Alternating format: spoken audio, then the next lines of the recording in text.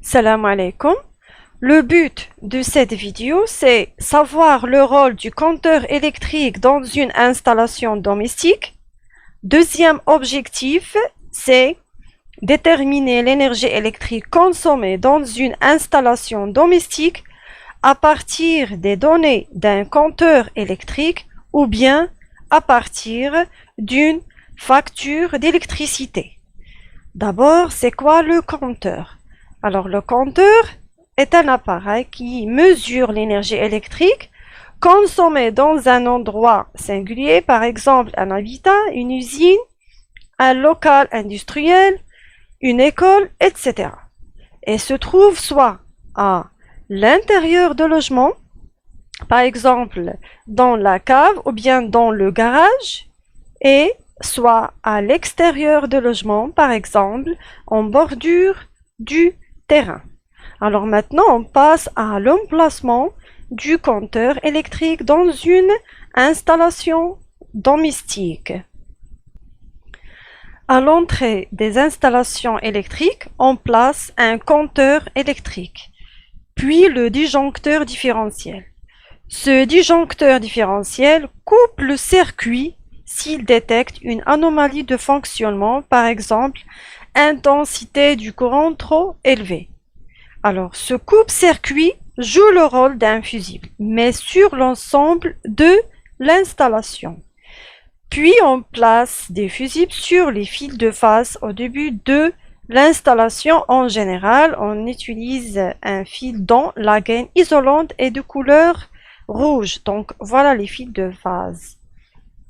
Alors, ces fusibles, ce sont des éléments de sécurité et si le courant qui traverse le circuit dépasse une valeur déterminée, le fusible saute et il suffit de réenclencher lorsque le problème a été résolu.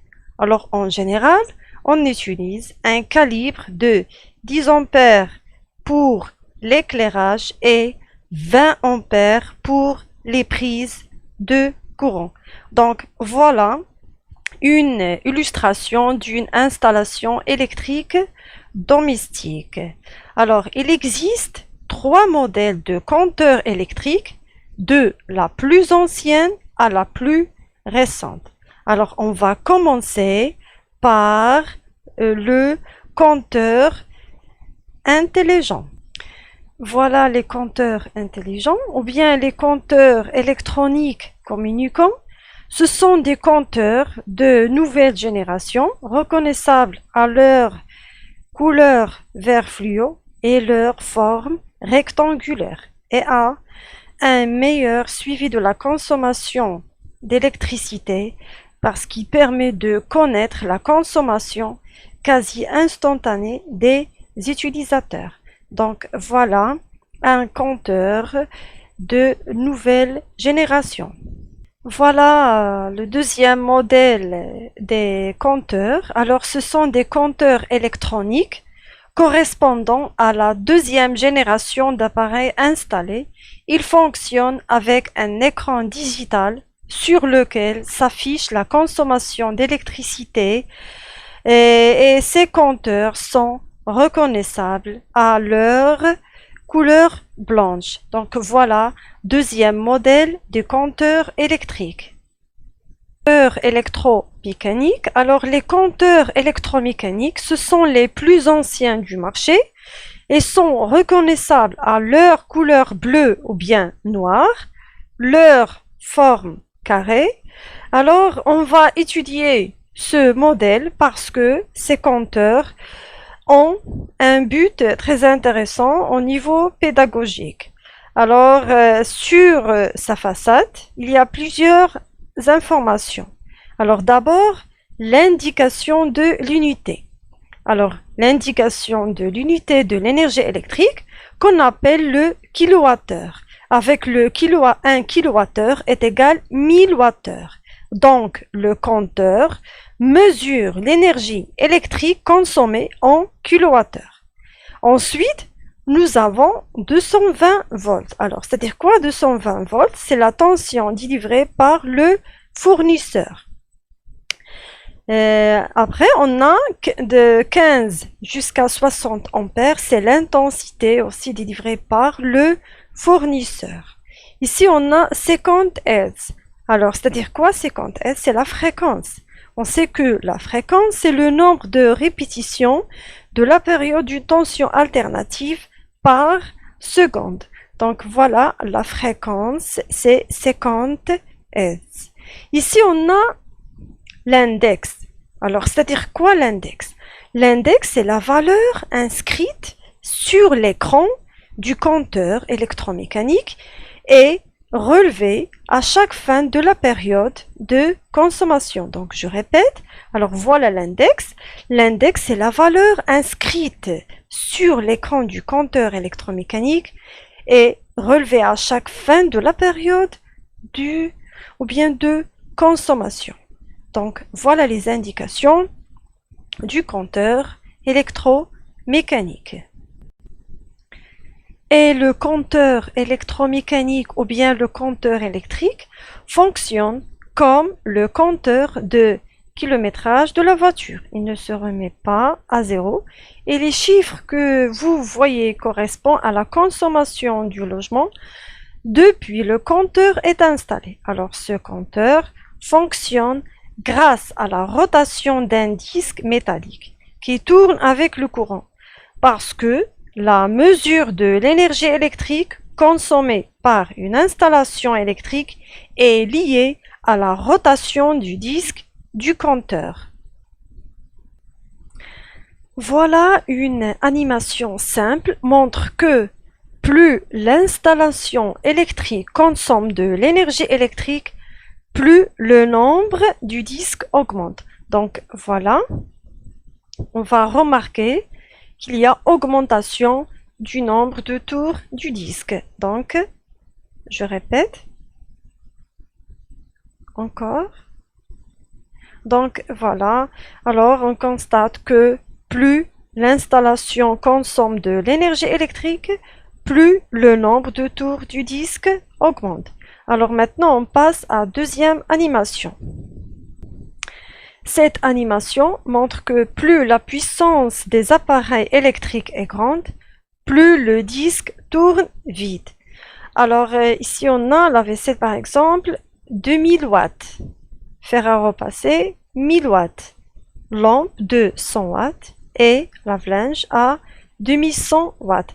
Donc, on va faire la comparaison avec la lave-linge. Cette animation va montrer que plus la puissance des appareils électriques est grande, plus le disque tourne vite. Donc, voilà, ici on a lave-linge de 2100 watts, lampe de 100 watts, fer à repasser de 1000 watts et la vaisselle à 2000 watts. Donc, on va faire la comparaison de rotation du disque pour fonctionnement de lave-linge et la lampe. Alors, pourquoi la lampe et lave-linge ici? Parce que la lampe, il y a une petite puissance, alors c'est 100 watts, et lave-linge qui a une grande puissance ici, c'est 2100 watts. Alors, pour montrer que plus la puissance des appareils électriques est grande, plus le disque le disque tourne vite. Alors voilà, fonctionnement de lave-linge. Donc, remarquez la vitesse de rotation. Donc, je répète, la vitesse de rotation du disque lorsqu'on fait fonctionner lave-linge. Alors, pour bien voir la différence, on va faire fonctionner la lampe. Alors voilà la rotation du disque. Donc, on va faire un résumé. C'est que plus la puissance des appareils électriques est grande, plus le disque tourne vite. Donc voilà la relation entre la puissance des appareils électriques et bien la rotation du disque. Alors, et plus le disque tourne vite, plus la consommation est élevée. Donc je répète, plus le disque tourne vite, plus la consommation est élevée, c'est-à-dire le nombre de tours est proportionnel à l'énergie électrique consommée. Donc je répète, le nombre de tours du disque est proportionnel à l'énergie électrique consommée. Donc voilà la relation entre le nombre de tours et l'énergie électrique consommée. Au bas du compteur, alors on a une autre indication qui a une constante correspond à l'énergie consommée lorsque le disque effectue un tour complet. Dans notre cas, on a C est égal à 2,5 Wh par tour, ce qui signifie qu'à chaque fois le disque fera un tour, l'appareil consomme 2,5 Wh. Alors par exemple, le nombre de tours est égal à 2, alors on va trouver l'énergie consommée 5 Wh. Lorsqu'on divise l'énergie consommée 5 Wh par 2 tours, on va trouver 2,5 Wh par tour. Alors si le disque fera 3 tours, alors on va trouver 7,5 Wh, c'est-à-dire l'énergie consommée c'est 7,5 Wh. Alors lorsqu'on divise 7,5 Wh sur 3 tours, alors on va trouver toujours 2,5 Wh par tour. Alors c'est la même chose pour le disque. S'il fera 4 tours, on va trouver 10 Wh, c'est-à-dire lorsqu'on divise 10 sur 4, on va trouver toujours 2,5 Wh par tour. Alors c'est-à-dire quoi? Qu'il y a une relation entre l'énergie consommée et le nombre de tours. Donc je répète, il y a une relation entre le nombre de tours et l'énergie électrique consommée. Donc voilà la relation qui relie entre l'énergie consommée et le nombre de tours. Donc voilà la relation. Alors la relation entre l'énergie électrique E consommée, la constante du compteur C et le nombre de tours N de disque C, E est égal à N fois C. Avec E, c'est l'énergie électrique en wattheures, c'est-à-dire l'énergie consommée. Petit n, c'est le nombre de tours en tours, et C, c'est la constante du compteur en wattheures par tour. Donc je répète, E est égal à N fois C, c'est la relation entre l'énergie électrique consommée et le nombre de tours. Donc voilà la constante C qui est la constante qui correspond à l'énergie consommée lorsque le disque effectue un tour complet. Voilà la deuxième méthode pour calculer la consommation d'énergie électrique à l'aide d'un compteur. Alors, on peut calculer la consommation d'énergie électrique E pendant une période définie. Par exemple, la période ici, c'est 30 jours, du 15 septembre jusqu'à 15 novembre, c'est-à-dire 30 jours. Alors, voilà la période. Donc, je répète, on peut calculer la consommation d'énergie électrique E pendant une période définie. On fait la différence entre la valeur affichée sur le compteur à la fin de la période et la valeur affichée sur le compteur au début de la période. Donc voilà la méthode pour calculer l'énergie consommée pendant une période définie. Alors ici on a la période ou bien la valeur affichée sur le compteur à la fin de la période, c'est 16 186 kWh et la valeur affichée sur le compteur au début de la période, c'est 15 719 kWh. Donc la différence, c'est 476 kWh. Donc voilà l'énergie consommée pendant une période définie. Alors la période, c'est 30 jours. Donc voilà la deuxième méthode pour calculer la consommation d'énergie électrique à l'aide d'un compteur. Et finalement, on passe à troisième objectif, c'est déterminer l'énergie électrique consommée dans une installation domestique à partir d'une facture d'électricité. En règle générale, vous recevez mensuellement une facture de consommation qui regroupe les trois métiers. Alors, c'est l'eau, l'assainissement et l'électricité. Mais dans ce cours, on va s'intéresser seulement sur la facture d'électricité. Donc, voilà la facture d'électricité. Alors, la facture d'électricité ou bien la facture de consommation d'électricité comporte deux parties. Une partie variable, elle est proportionnelle à la consommation d'électricité et une partie fixe. Alors, on a les redevances fixes, on a TPPAN. Alors, c'est quoi TPPAN? C'est taxe pour la promotion du paysage audiovisuel national. Et TVA, alors c'est taxe sur la valeur ajoutée. Alors, ce sont des charges payées par le consommateur et qui correspondent aux frais d'accès aux services d'assainissement et d'autres charges fiscales. En tous les cas, ce sont des taxes collectées pour le compte de l'État. Alors, ce sont des redevances fixes, TPPAN et TVA. Je répète, ce sont des charges payées par le consommateur et qui correspondent aux frais d'accès aux services d'assainissement et d'autres charges fiscales.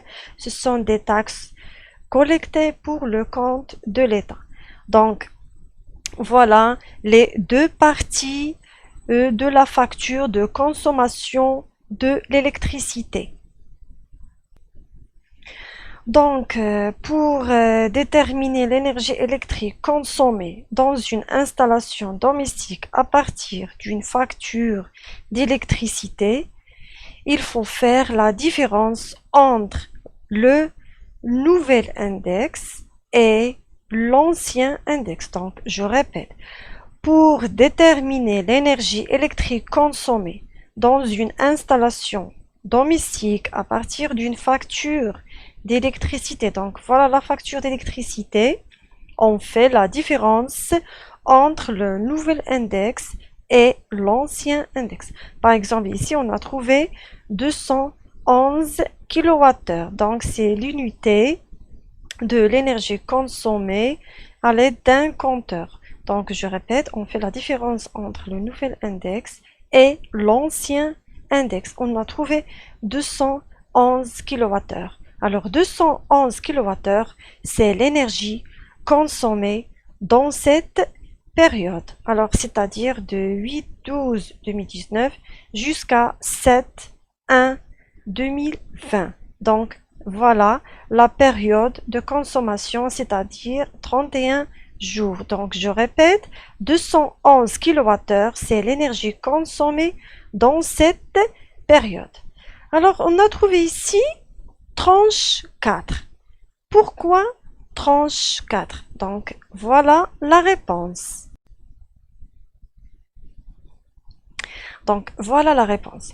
On a trouvé tranche 4 et on a trouvé que l'énergie électrique consommée, c'est 211. Alors, on a 211 entre 210 et 310.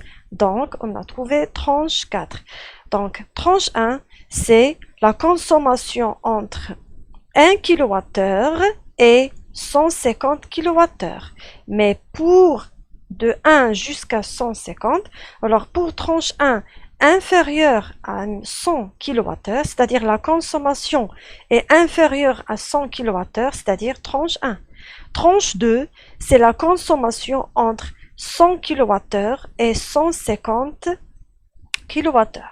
Pour tranche 3, c'est entre 150 kWh et 210 kWh, c'est tranche 3. Pour la consommation entre 210 et 310, c'est tranche 4. Et pour la consommation entre 310 et 510, c'est 35. Et finalement, supérieur à 510, on a 36. Donc, on a des tranches de 1 jusqu'à 6 pour la consommation de l'électricité. Donc, c'est pour cette raison qu'on a trouvé tranche 4 dans la facture d'électricité. Donc, je répète, tranche 4. Pourquoi? Parce que la consommation entre 210 et 310. Donc, voilà la facture d'électricité, mais il faut toujours savoir que pour calculer l'énergie ou bien déterminer l'énergie électrique consommée dans une installation domestique à partir d'une facture d'électricité, il faut toujours faire la différence entre le nouvel index et l'ancien index. La facture d'électricité nous informe aussi sur le prix unitaire, c'est-à-dire le prix hors taxe du kilowattheure. Alors ici, c'est le prix hors taxe du kilowattheure, c'est-à-dire 1 kilowattheure, et le montant hors taxe, c'est-à-dire quoi? C'est le produit de l'énergie consommée fois le prix hors taxe du 1 kilowattheure. Donc voilà, 223,57, c'est le montant hors taxe. Mais 299,03, c'est le montant total. C'est-à-dire quoi le montant total? C'est le montant hors taxe, c'est-à-dire le montant de consommation, plus les charges, c'est-à-dire plus les taxes. Donc je répète, 299,03, c'est le montant total, c'est-à-dire le montant hors taxe plus les taxes. Donc voilà le montant total de cette facture. Mais en général, une facture d'électricité nous informe sur la consommation. Donc voilà la consommation d'électricité. Alors c'est 211 par exemple ici.